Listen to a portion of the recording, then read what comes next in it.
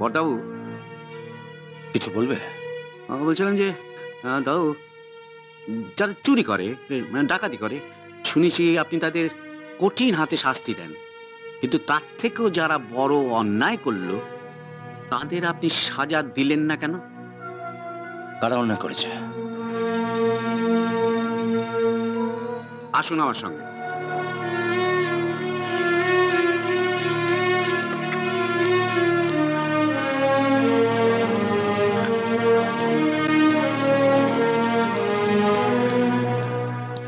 ওদিকে কি দেখছেন?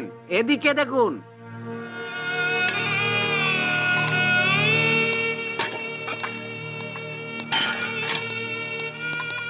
কি হলো?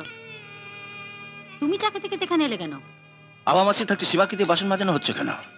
কাল রাত্রে তুমি যখন থানায় ছিলে, বাবার সামনে মায়ের ঘরে বসে মিটিংয়ে ঠিক হয়েছে আজ থেকে আবার সব কাজ সীমা করবে। কেন সীমা কাজ করবে কেন? অমল নেই। অমল থাকলে মাসে 2000 টাকা করে দিত, সেটা তো সেজ বৌমা দিতে পারবে না, তাই ওকে গায়ে গতরে খেটে সেটা পুষিয়ে দিতে হবে। এই তুমি কি বলছো মা? আমি না হয় তোমার পেটের ছেলে নয়, কিন্তু অমল তো তোমার নিজের ছেলে। কাল অমল মারা গেল আর জোর বউকে দিয়ে। আমি একা নই, বাড়ির সবাই মিলে এটা ঠিক করেছে। কালকে রাত্রে যখন খবরটা শুনলো তখন মাকে কত করে বললো, মা আমার খাওয়া পড়া টাকা করি কিচ্ছু দরকার নেই, আমি আগে যেমন কাজ করতাম একা তেমনি সব কাজ করব, কিন্তু আমার কথা কেউ শুনলো না। না মা, এটা হতে পারে না। সীমা উঠে এসো। হতে পারে না বললে তো চলবে না দাদা, মিটিং এ যখন ঠিক হয়েছে। আরে রাখো তোমাদের মিটিং। সীমা উঠে এসো, আমি বলছি তুমি উঠে এসো।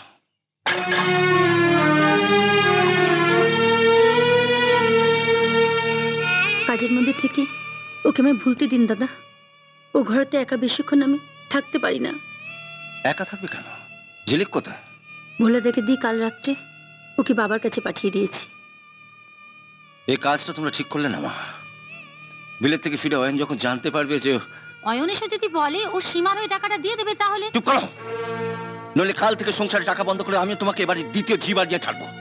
শুনলেন মা, শুনলেন? বাড়ির ঝি চাকরদের সামনে ও আমাকে কেমন অপমান করলো। এটাই তোমার সম্মান চলে গেল?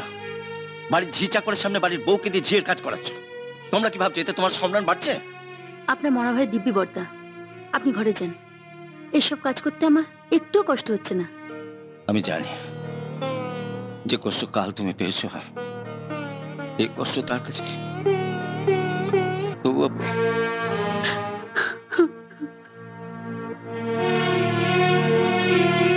দেশে চোর ডাকাতের ডান্ডা মেরে ঠান্ডা করার আইন আছে। তোমাদের মতন বদ শাশুড়ি আর বউদের যদি ডান্ডা মেরে ঠান্ডা করার আইন থাকতো, একটা ডান্ডা মেরে তোমাদের ঠ্যাং খোলা করে দিতাম। কি হলো? সংসারে আগুন লাগিয়ে দিয়ে এখন চুপ করে দাঁড়িয়ে আছো কেন? যাও কাজ করো।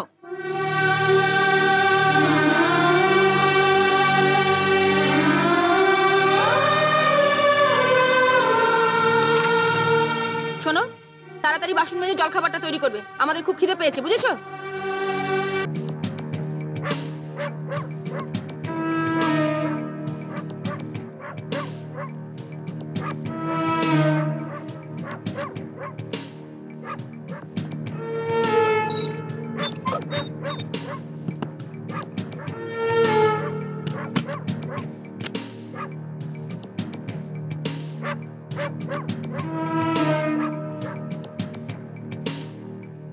অমন করে ছবিটার দিকে তাকিয়ে কি দেখছো?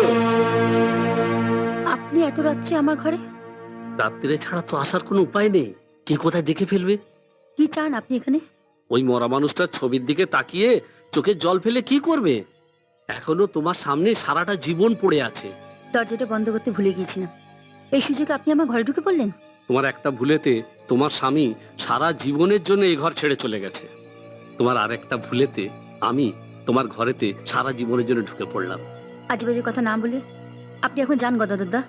সারা বাড়ির লোক ঘুমোচ্ছে, কপাল গুনে তুমি তোমার মেয়েকে আজই তার মামার বাড়িতে পাঠিয়ে দিয়েছো। এরকম সুযোগ আর আসবে? চলো একটু খাটে গিয়ে বসি। যান, বেরিয়ে যান আমার ঘর থেকে। ঠিক আছে, আমিও দেখে নেবো। এক্ষুনি আমার ঘর থেকে যান, নইলে কিন্তু আমি বড়দাকে ডাকবো। বড়দাকে তোমায় ডাকতে হবে না, কাল ভোরেতেই বড়দা মেজদা সবাইকে ডেকে বলবো তুমি এত রাত্রি অবধি দরজা খুলে রেখেছিলে কেন।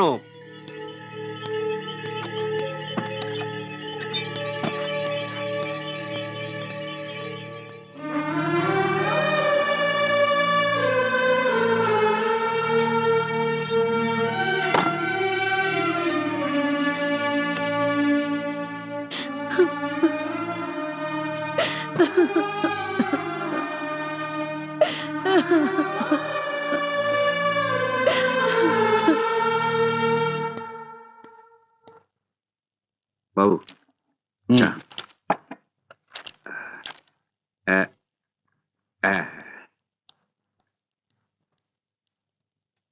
নিন।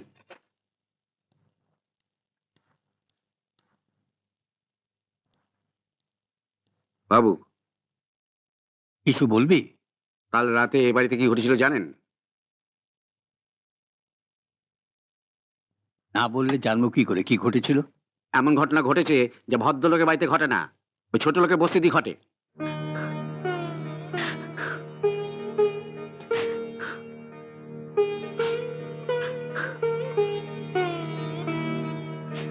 সেজ বৌমা, সেজ বৌমা, তুমি কেঁদো না, তুমি কেঁদো না সেজ বৌমা। তোমার চোখের জল এই ব্যানার্জি পরিবারের সর্বনাশ ডেকে আনবে। আমি আমি তোমাকে কথা দিচ্ছি, কাল রাতে যা হয়েছে হয়ে গেছে, আর কেউ কোনোদিন তোমাকে অসম্মান করতে পারবে না। হ্যাঁ সেজ বৌমা, কোনোদিন কেউ অসম্মান করতে পারবে না। এসো এসো এসো, বলো। বাবা, আপনি আপনার ঘরে যান, সীমার সঙ্গে আমাদের একটা বোঝাপড়া আছে। তোমার সঙ্গে আমারও একটা বোঝাপড়া আছে মেজ বৌমা, আর সেই জন্যেই সেজ বৌমার ঘরে আগে থেকে তোমাদের জন্য অপেক্ষা করছি। আমি জানতাম তোমার এই অপদার্থ দাদার হয়ে লড়াই করার জন্যে তোমরা এই ঘরে আসবে। তুমি জানো কাল রাতে তোমার এই সতীলক্ষ্মী সেজ বৌমা কি করেছে? নিজের মেয়েকে বাপের বাড়িতে পাঠিয়ে রাত 11টার সময় দরজা খোলা রেখে সীমা আমার দাদাকে ঘরে আসতে বলেছিল। দাদাও সহজ সোজা মানুষ, সীমার কথা মতো ঘরে ঢুকতেই দুম করে সীমা দরজা বন্ধ করে আমার দাদাকে জড়িয়ে ধরলো। আর কি বললো জানেন? বললো যে আমি বড় একা, আমাকে বাঁচান গদাধরদা। আমার দাদা বললো যে আরে বলো না, তুমি কি বললে সেটা বলো না। বলছি, আমি বললাম যে এটা হয় না সীমা, তুমি বিধবা, আমি তোমায় কি করে বাঁচাবো। সীমা অমনি রেগে গিয়ে দাদার গালে ঠাস করে একটা চড় মেরে দাদাকে ঘর থেকে বার করে দিল। ছি ছি মেজদি, এসব তোমরা কি বলছো? থাক, আর ন্যাকা কান্না কাঁদতে হবে না। বাবা, আপনি যখন আছেন আপনি এর একটা বিচার করুন। দাঁড়াও, বিচারটা আমি করে দিচ্ছি। বাবার বয়স হয়েছে, বাবাকে আর তেমন বিচার করতে পারবে না। আপনি সব শুনেছেন তো? হ্যাঁ শুনেছি বই কি। সীমা এত জোরে চড় মেরেছে যে আমার ঘর থেকে তার আওয়াজটা পর্যন্ত শুনতে পেয়েছি। তুমি চড়ের আওয়াজ শুনতে পেয়েছো? আমরা তো শুনতে পাইনি। হ্যাঁ, রাত 11টার সময় আমরা তো জাগাই ছিলাম। হ্যাঁ, কমলের ঘরটা তো সেজ বৌমার ঘরের মুখোমুখি, আর তোদের ঘরটা একটু দূরে, তোরা চড়ের আওয়াজ শুনবি কি করে? হ্যাঁ, তাও বটে। নিন দাদা, আপনি এবার বিচার করুন। আমার এমন ভালো মানুষ দাদাকে সীমা চড় মেরেছে। আচ্ছা গদাধর বাবু, সীমা আপনার কোন গালে চড় এই মেরেছে? বাগালে ঠাস করে এক চড় মেরেছেন, আর আপনি তো তার শব্দ পেয়েছেন। হ্যাঁ আমি তো শব্দটা পেয়েছি, কিন্তু এরা শব্দটা পাইনি, এবার এরাও পাবে। এটা কি হলো? বিচার চেয়েছিলে না, বিচার হলো। এটাকে বিচার বলে? শুধু বিচার নয় মেজ বৌমা, সুবিচার। ঠিক আছে, দুদিন পর মা বাপের বাড়ি থেকে ফিরবে, তখন এর বিচার হবে। তুই বিচারটা করে ফেললি কমল।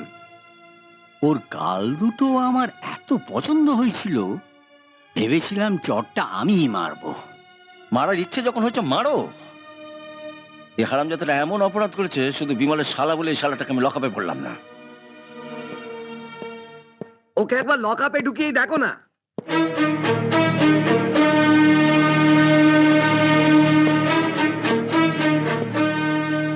ছুঁচো মেরে আমি হাত বন্ধ করি না বিমল। সুযোগ পেলে একদিন তোকেই লকআপে পড়বো, সবার সামনে বলে গেলাম।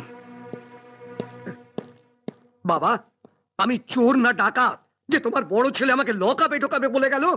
ও জানে না যে যখন তখন ও চাকরিটা আমি খেয়ে নিতে পারি। হ্যাঁ, এই চলে এসো, চলে এসো। বাবা, আপনি এই ভাই ভাইয়ের লড়াই বন্ধ করুন। একটু আগেই তোমাকে বলেছিলাম না সেজ বৌমা,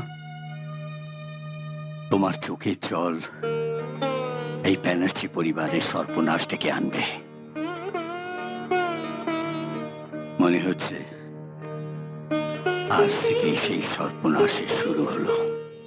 কখন আসবে বলেছে? ঠিক সন্ধ্যে 7টা আসবে বলে গেছে। তার মধ্যে যদি আমরা বাড়ি না ছাড়ি তো ওকে তুলে নিয়ে চলে যাবে।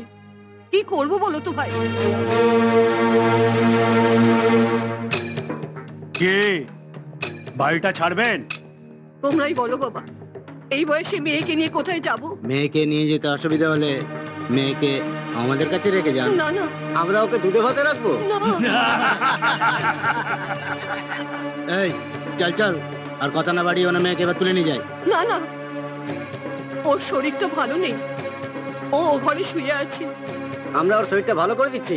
এই আয় আয় চল। না না, তোমরা ও ঘরে যেও না।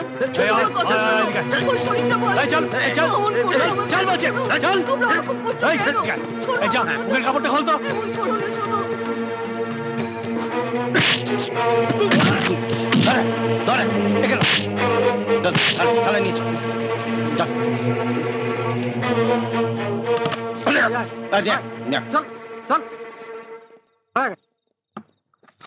তোদের পকেটে যা যা আছে টেবিলের উপর রাখ, নে বার কর।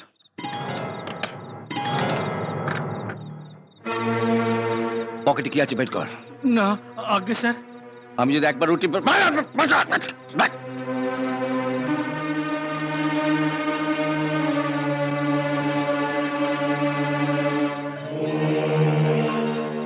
হেরোইন, আগে বল এটা কোথা থেকে পেলে? আর তোদের পাঠিয়েছিল কোন প্রমোটার? তার নাম কি?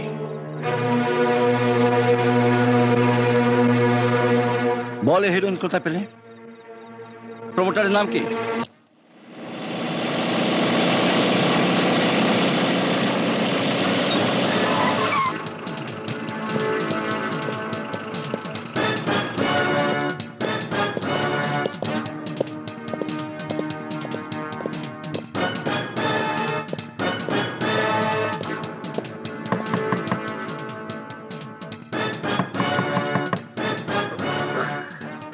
ওরে বাবা, এত রাত্রিরে আবার কে জ্বালাতন করতে এলো?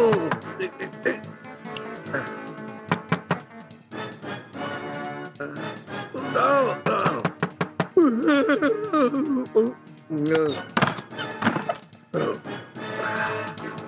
কি ব্যাপার, এত রাত্রিরে তুমি আমার এখানে?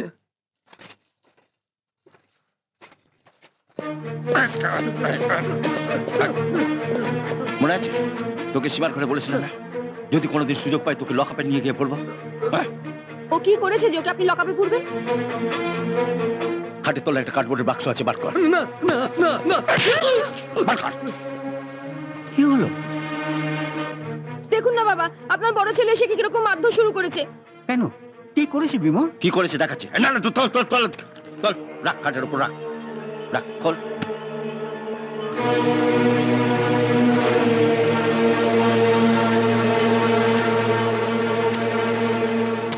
এই তোর অর্ডার সাপ্লাই ব্যবসা। এগুলো কি? হেরোইন। এই হেরোইন বেচে ওর এত টাকা, আর এই টাকা দিয়ে ও বেনামে প্রমোটারি করতো। বেনামে প্রমোটারি করতে গিয়ে ভারতী দেবী আর তার মেয়েকে বাড়ি খালি করে দেওয়ার জন্য গুন্ডা পাঠিয়েছিলে। এগুলো তুলে নিয়েছে।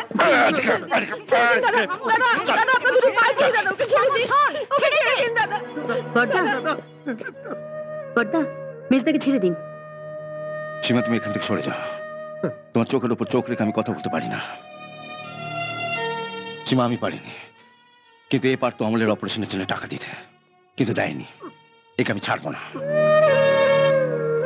অমলকে বাঁচানোর জন্য আমি যখন অন্যের সঙ্গে আপোষ করিনি, জীবনে আর কোনোদিন আপোষ করবো না। চালাই।